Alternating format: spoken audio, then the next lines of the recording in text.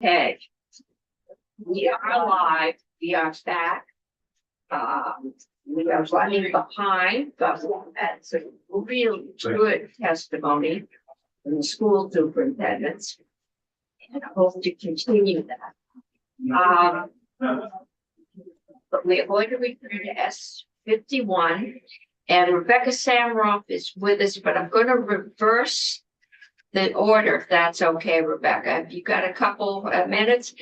Because Carolyn Hoff, who was here with us from Middlebury College, it was her idea that set this bill in motion. So that we give her a few minutes to tell us what motivated her and what she thought.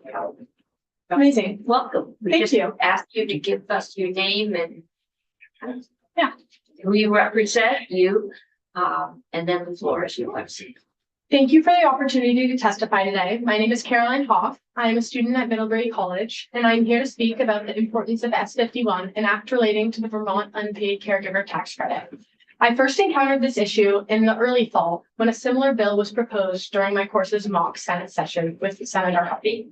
Over the semester, I listened to 22 hearings, many on topics more familiar or personally relevant to me. Yet this is the one that stayed with me, and I'm still thinking about months later.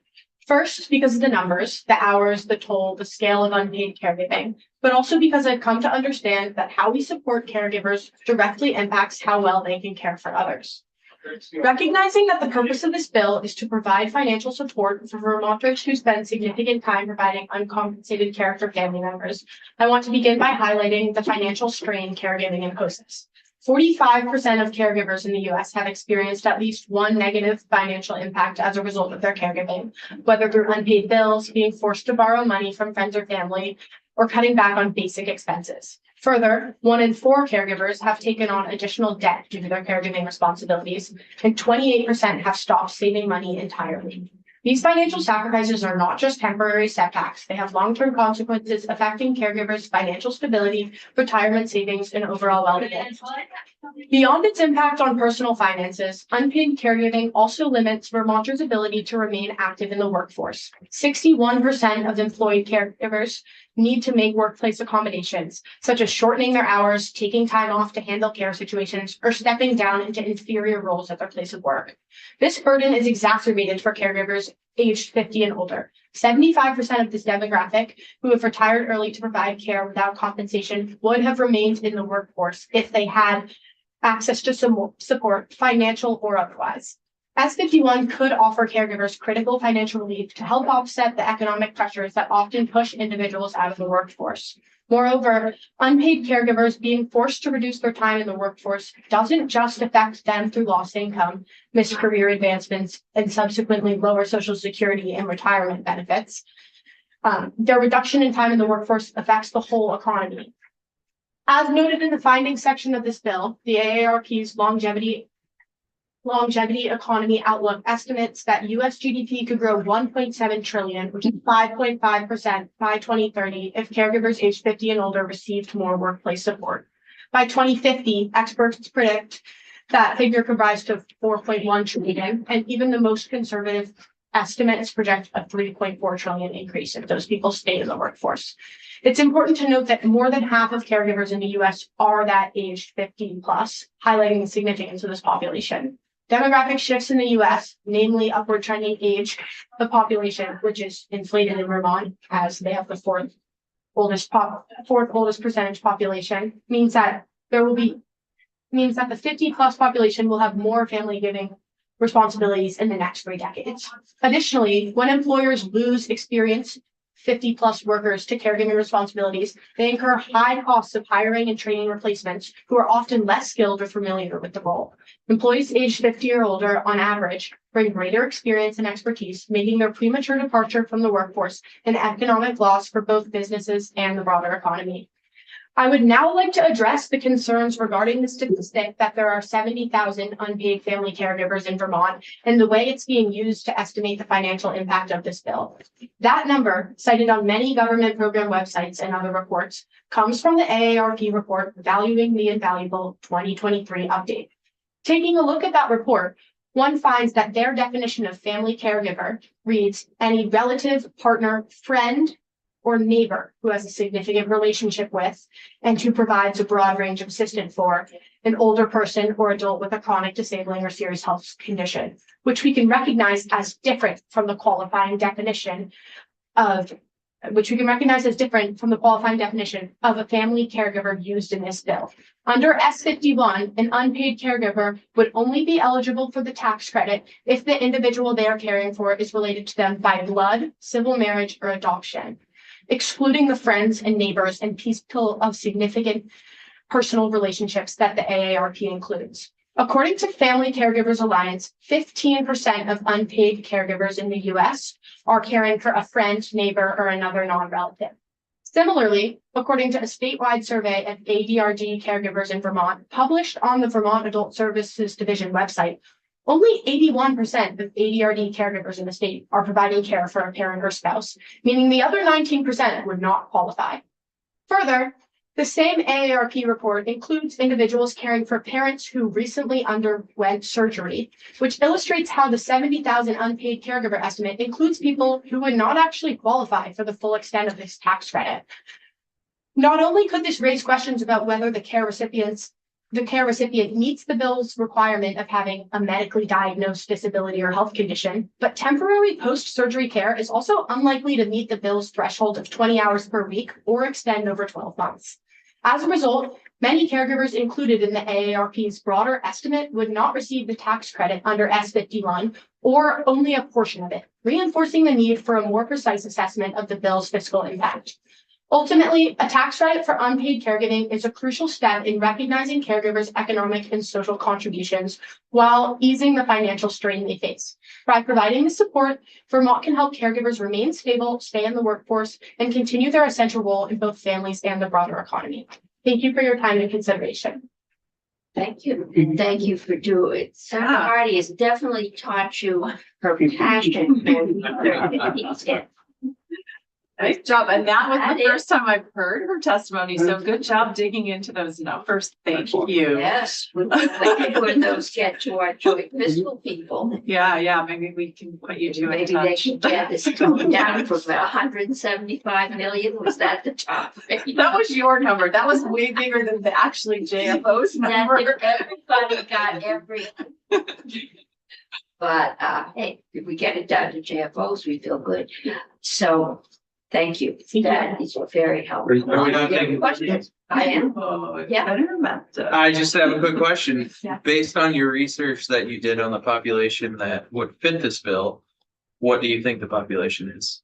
I can't use statistic to back that up, but since a large portion of the people being cared for in Vermont are ADRD, that's either Alzheimer's or dementia related health issue, and 19% of caregivers for them aren't family, I think that would bring down the 70,000 at least 50,000, probably lower. Right. And then you also minus out the whole part that aren't actually doing 20 hours per week or aren't doing 12 months of the year. Or aren't caring for people related by blood, Yeah. marriage, or civil. Right. Adoption. It's way down. Yeah. Yeah. Okay, that's really helpful. We have Carol, another question. Are you from Vermont or are you from away? I'm from Massachusetts. Okay. Do you want me to- Yeah. Stay in Vermont? Could be from- Yes, I could be from Vermont. She is for now. Yes, I am for now. One more year. Okay. Thank you. Thank you. Thank you. Okay, Rebecca. If we decide to do a version of this or this,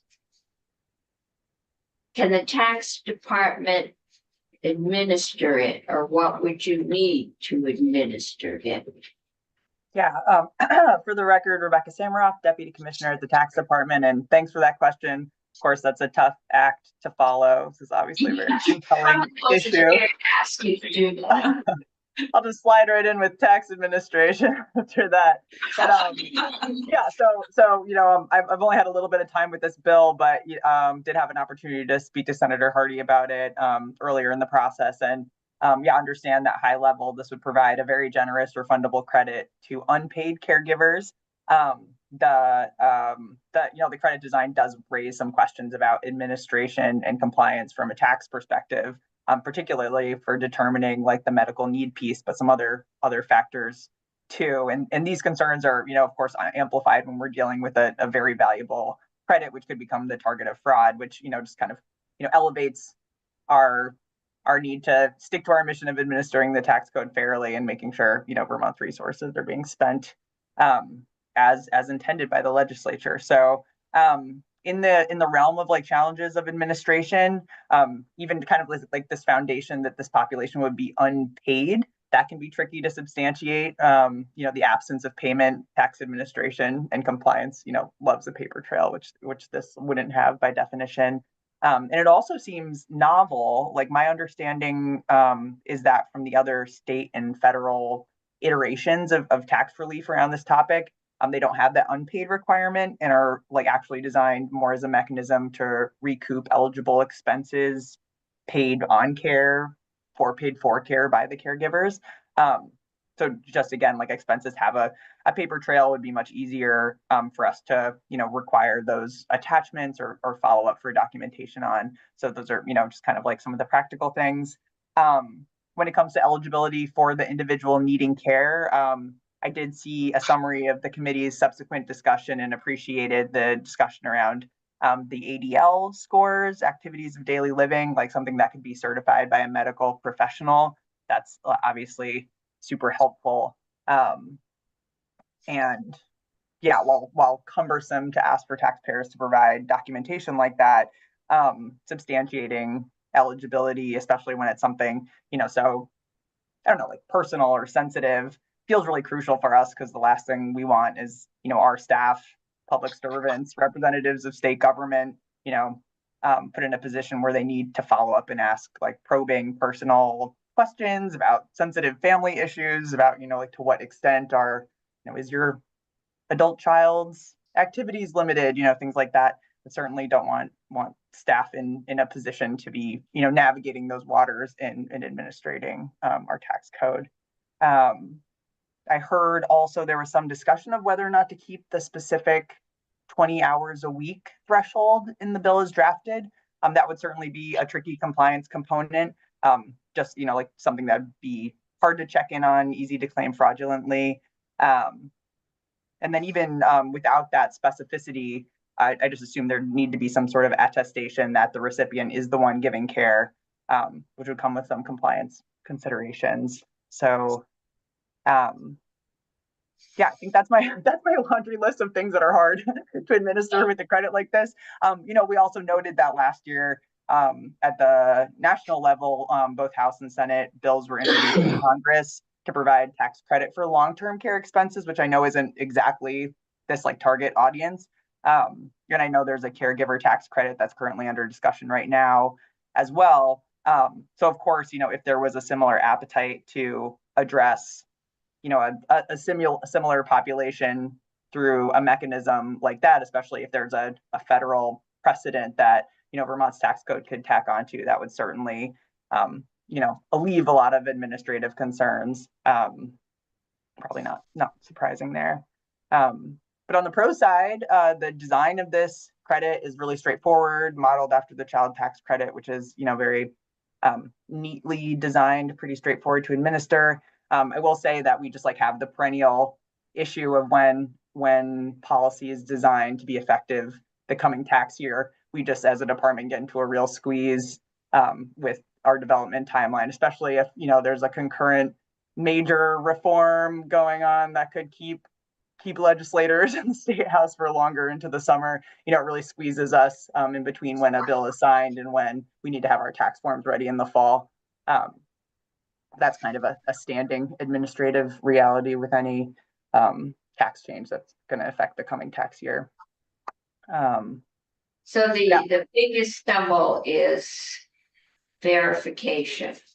Without some way to verify, the risk of fraud increases exponentially. If I can just say, with the child tax credit, I don't know, do you ask for a birth certificate? But there is documentation that there is a child. And that's all you have to have. Yeah, the child's name and I believe their social is required right on the form for the child tax credit. And then, That is verification. yeah. Thanks, Madam Chair. Rebecca, you mentioned the unpaid part being a problem, but it seems to me that would actually you would know that there's no income associated with it because you are collecting income information from taxpayers. So that is something you could verify, because if they were getting income for caring for somebody, they would have to file that as part of their income taxes. Yeah, I mean, that's definitely a solid point if they're getting paid like, W-2 wages, but in the context of caring for a family member or, a close person. Yeah, I'm just, I can imagine a number of scenarios if someone's foregoing work to do that at home. Yeah, and the other thing I just wanted to let the committee know, or specifically the chair, is I did talk to the Department of Aging and Independent Living about the ADL thing, and also about there are a number of programs that are state or federal programs that allow caregivers to get paid through like social SSI, the biggest one. So we could exempt those people so that if they're getting paid through SSI to care for their adult child with disabilities or something, they wouldn't also get the credit. So there's, we could exempt some from double dipping. So I asked them to try to get some more information on what those programs were, and then also the calculation of ADLs and how that works. I'll let you know what I hear. Maybe we can have them then to testify about some of the things that could narrow it and define it better. Because simplest way would be you have to bring a doctor's note that says you have a family member that is deficient in, I think there's 7 ADLs, 3 out or 4 out of 7 ADLs, something like that. Yeah. Yeah, I mean, it seems Because either if this person can't feed themselves, dress themselves, work, walk unattended, take their medications by themselves, you're either doing it or you're having someone else do it. There's a certain expense there, but I think that would lead you with a very large number. And maybe you could do it with ADLs based on income, so that you could have it, as a place to start. Because to get somebody to do an ADL and you can find a certification. I mean, I did it. I have no training. You just ask them. Can you get up by yourself in the morning? Can you put on your clothes? Do you say, always, sometimes, never. They're pretty, and Medicare now is requiring when you go in to see your doctor. It's another one of those. I find it annoying to be asked if I feel safe at home, but I know I was part of the law that's made a mess of that. But it's part of the regular screening that's done, Right. which is it seems pretty to me much that, ADLs. I mean, what the requirements of the tax of getting the credit are that you have that the person you're caring for has a medically diagnosed disability or health condition and doesn't reside in a residential home and needs assistance with the activities of daily living. It doesn't seem like that there could be a form created that has these things that are signed by the taxpayer and signed by a medical professional that attests to the diagnosis and the ADL, the requirement that this person gets home, has a caregiver. Still be a self-attestation though, wouldn't it? It would, but there would also be a doctor that would have to attest to the diagnosis and the level of care necessary. So if you've got somebody that can't toilet, dress, or feed themselves, and you can have the supervisor of the residential care, or sometimes you're visiting nurses, but that's an expense. That's basically what home health uses to determine the level of support that home health Right. can charge to Medicaid. Is they do an assessment of activities of daily living and the level of care that somebody needs, and then home health will come in to help that person. But Medicaid will only reimburse based on that level of care necessary and the number of hours per week needed. So it's already a thing that's used in home health care. It's just a matter of sort of applying it to, you know, your spouse who's doing it and in order to qualify for the care. And I'm pretty sure we can figure it out to make it so that you would get a form, Rebecca, that says, you know, this is just like a, you know, medical provider would get that says that this is attesting to this level of thing, just like. But then the other thing is, this is gonna be a really hard year to give up revenue. I hear you. This is. And so we're gonna have to find a number smaller than significantly. Oh, yeah. Well, And I yeah. think we can, but we've But got to it get is- it down to so that the people across the hall feel secure as to how much money we're giving away. Yes, agreed. It's also a year that a lot of people are talking about wanting to have tax relief. So I'm putting a proposal on the table. And it seems to me a population that could use tax relief. In many instances, you're right. And some That join the most. workforce again. Maybe the people across the hall will make some room. Maybe we can, For us to come over there. For the tax cut. pay, no, we have to do tax cuts. Well, I know. We could put an Something that income really- on it too. If we have to. That would help. Because there's a lot with us people living on social security. SSI that could use it. So Rebecca, if you can think about it, we'll think about it, and if we all think about it, we can probably find a way to do a limited verifiable credit to see how it goes to start with. This is easier than education. It is easier than. You should be able to track it. Well, on the theme of easy tax relief and affordability proposals, I would also love to come back into the committee with the proposed $13.5 million tax relief package that is currently living in the miscellaneous tax bill over on the House side and walk the committee through Yes. that whenever there's interest. We had actually talked about doing that. Did we get that on for next week? We have Patrick coming in on Friday to talk about tax proposals and the governor. Okay, we've got Patrick, if you would like to come in then, if you're free, what time? 1:30 on Friday, the 28th. Oh no, well, I'm sad to say I'm on an airplane on Friday, but I would love to come in I earlier in think, the week or after the break. okay, we'll do after the break. The committee's mind, the last day, Friday afternoon before vacation, I'm not even sure it's worth having committee, but we'll try. Good point. Okay. Yeah, I would love your fresh brains after the break. Although it seems like everyone's gonna have a very busy break as well with everything. Yeah. We are, well, actually, it's pretty good. Usually the tension is so that you need a break away from each other. It's Before we don't need each We started a bit later, as late as possible this year. Yeah. We're usually before town meeting break. Is it- No, it's No, always- no, it's always- almost always always be after, yeah.